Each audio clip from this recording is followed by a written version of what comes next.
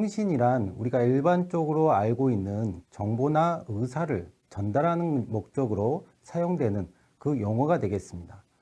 사람과의 대화에서 쉽게 그 예를 찾을 수가 있습니다.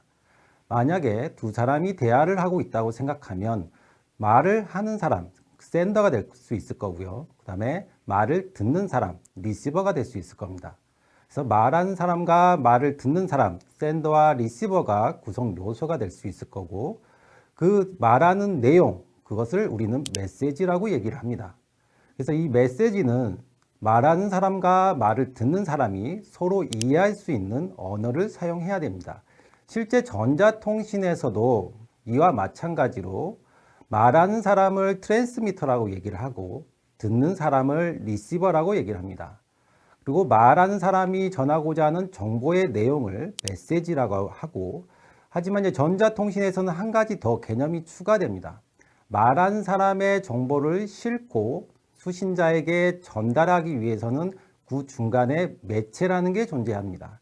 일반적으로 통신선 같은 것들이 이러한 매체에 해당되겠습니다. 일반적으로 이제 무선이나 유선 통신이 여기에 해당된다라고 보시면 됩니다. 그래서 유선 통신은 구리선 같은 통신선을 사용하고, 무선 통신은 공기 중에 전자파를 이용하는 통신이 되겠습니다. 하지만 우리가 사용하는 어떤 통신의 신호들이 외부의 환경들에 의해서 신호의 왜곡이 발생하는 현상들이 많이 발생을 합니다. 그래서 전자통신에서는 노이즈까지 우리의 통신의 구성 요소로 담고 있습니다. 자동차에서 통신이란 일반적으로 전자 제어 장치 간의 정보를 교환하는 수단을 얘기합니다. 차량 내에는 50에서 100여 개 정도의 전자 제어 장치가 탑재되고 있습니다. 각각의 장치는 각각의 독립된 기능을 수행할 수도 있지만 각각의 장치들이 서로 융합된 형태의 기능을 구현합니다. 하지만 각각의 제어기들이 서로 떨어져 있기 때문에 통신선을 통해서 정보를 전달을 해야 됩니다.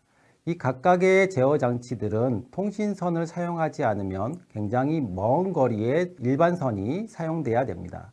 그 일반선을 사용하게 되면 통신선에는 노이즈가 발생하게 돼서 제대로 된 동작을 하지 못하는 경우들이 발생을 합니다. 그래서 자동차에서는 먼 거리에 떨어져 있는 각각의 제어기들을 통신선으로 이용해서 정보를 전달하게 됩니다.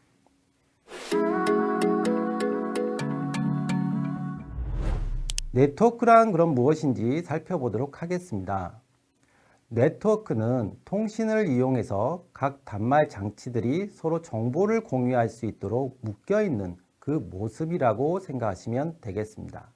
첫 번째 메쉬 토폴로지라고 하는 것은 각각의 장치들이 서로 거미줄 모양으로 서로 엮여있는 그런 네트워크의 모습입니다. 이렇게 구성했을 때는 통신선이 하나 끊어지더라도 다른 통신선을 통해서 통신이 가능하도록 만들 수 있는 장점이 있는 반면에 통신선이 서로 얽히고 설켜 있어서 복잡해지는 그런 단점이 있습니다. 자, 두 번째로는 링 토폴로지입니다. 링 토폴로지는 우리 반지의 링, 원 모양을 구현한 네트워크라고 생각하시면 되겠습니다.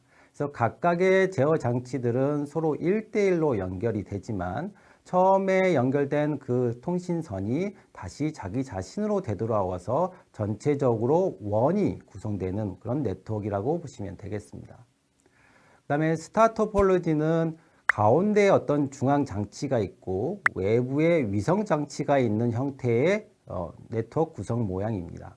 그래서 별 모양을 닮았다라고 해서 스타 토폴로지라고 얘기를 합니다. 그 다음에 네 번째로는 트리 토폴로지입니다. 트리 토폴로지는 스타 토폴로지를 여러 개를 연결해 놓은 그런 모습이라고 보시면 되겠습니다.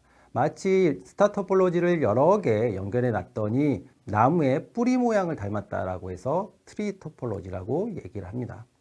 마지막으로 이제 버스 토폴로지입니다. 버스 토폴로지는 어떤 통신선을 서로 공유하면서 각각의 통신선에서 브랜치되는 그런 제어기들을 연결하는 모습이 되겠습니다. 차량용 통신이나 네트워크에서는 이런 버스 토폴로지 형태의 네트워크 구성을 가장 많이 사용하고 있습니다. 그래서 버스 토폴로지의 장점을 살펴보면 버스 토폴로지는 통신선을 서로 공유하고 있기 때문에 통신선의 개수를 굉장히 많이 줄일 수가 있습니다. 자동차에서는 통신선의 무게, 길이, 중량, 그 다음에 복잡도 이런 것들이 굉장히 중요하기 때문에 차량용 네트워크에서는 버스 토폴로지를 가장 선호해서 사용되고 있습니다. 그래서 차량용 네트워크는 기본적으로 하나의 네트워크는 버스 토폴로지를 이용하되 각각의 네트워크가 게이트웨이라는 장치를 통해서 서로 연결돼서 정보를 공유하는 형태의 모습을 갖추고 있다. 이렇게 생각하시면 되겠습니다.